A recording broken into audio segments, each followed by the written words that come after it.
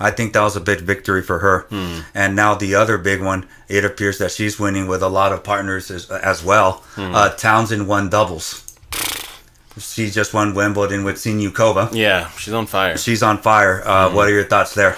Yeah, Taylor Townsend, I'll repeat what I've said before just for the sake of repeating it, but this is one of my personal favorite players that just doesn't have all the pieces of the puzzle together to be a singles dominant athlete. Right. As far as talent, style of play, what she does with the ball, the way she swings a racket, I'm a huge fan.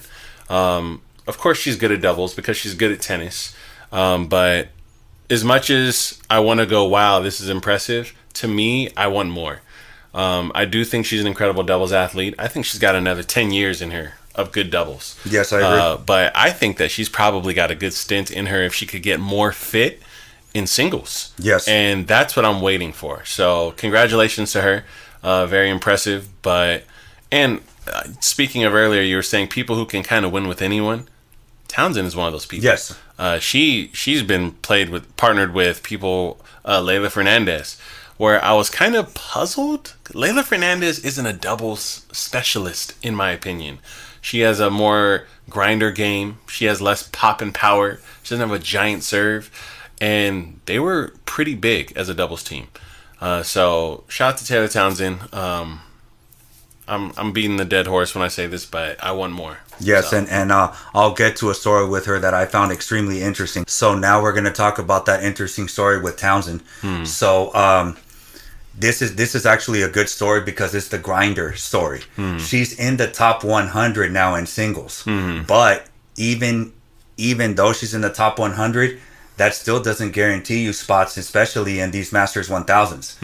In the Grand Slams, it definitely does guaranteed entry when you're in that spot, but you still have to play qualifiers and stuff. So she wins the City Open. The next day, she's going to Toronto to qualify to play there. She gets out of the City Open in Washington at 4 a.m. and is ready to play, and she doesn't get on court until 7 o'clock that day. So, and the reason why she didn't get on until that time was because it was only that court, and the matches kept going long. And then she's complaining. She's like, I just won doubles and now I have to go qualify. This is nonsense. She did win her qualifying match, and then there was somebody that pulled out. So now she is in Toronto competing, and she did win her first round. Okay. But what are your thoughts about the struggle that you have to go through as a tennis player, even in the top 100, to play these Masters 1000s? This is a topic that we could talk about for hours, but the bottom line is the tennis tour is broken. Yeah. It doesn't work for up and coming athletes. You have to work 10 times harder than someone that's a top 50 player to get to the top 50. Unless you have endorsements, sponsors, handouts, wild cards, hype behind you. And I think a lot of those things, if you don't break through and just win the first time you get in a good event, like win a qualifier, get into the event, and just break through on the spot, you might be on an endless grind for years, you know? We see sometimes like the Ben Sheltons, the Tiafos, where they kind of break out and win. You know, like the first few times you saw their face, they went deep in a tournament. And because of that, they collect those points early and they're able to get in events easier. 90% of the athletes on the tour don't do that, even if their talent level isn't that far off. And then you end up not really seeing them anywhere for 5 to 6 years. Yes. You know, it's kind of like their peak years go down the drain. And it's not for a lack of talent. It's the grind, you know? Yes. You mean to tell me I have to win a qualifying tournament against other pros, then I get to go against Djokovic first round, you know, or whatever it may be. So for someone like a Taylor Townsend, I think that some tournaments have taken care of her here and there, but I think she's one of the few players that deserves maybe a wild card in some of these events because she is dominant in doubles. She puts on a show in singles. She has a base of fans, and she can beat players. And a lot of times these wild cards are given to people who are just legacy acts, you know, and those legacy acts don't always produce results. Yes. So we've had that conversation a lot too, but it seems like the grind to be an up-and-coming tennis player is the threshold's a little too difficult.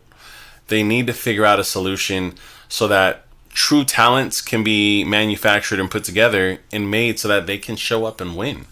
That way, the best players truly are in these tournament draws. Right. I'm trying to think of an example of a player that kind of really sprouted late. I can't think of one off the top of my head right now, but there's dozens of them who, from age maybe 18 to 23, 24, you really don't remember them.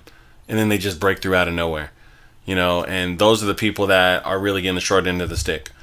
So that's my thoughts there. Masters 1000s, you're getting primetime matches off the bat. Yeah. For example, in the men's side, you had Ben Shelton and I'm forgetting his name right now. The guy from Kazakhstan. Bublik. Oh, okay, yeah, Bublik. First round.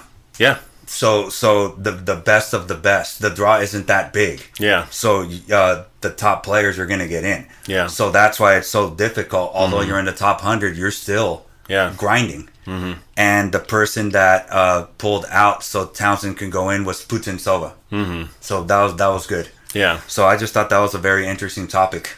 Yeah, it is. So, by the way, speaking of Taylor Townsend, did you see that she's playing doubles in the Canadian Open also? No, I did not. She's playing with Sloane Stephens. Oh, there you go. So, very interesting. Switching partners again. Yes. And in my opinion, an even better partner. So, let's find out what happens. Yeah, I really do hope that that her and Sinyukova play again at the U.S. Open. Mm-hmm. Because they seem to be a good fit for each other. So now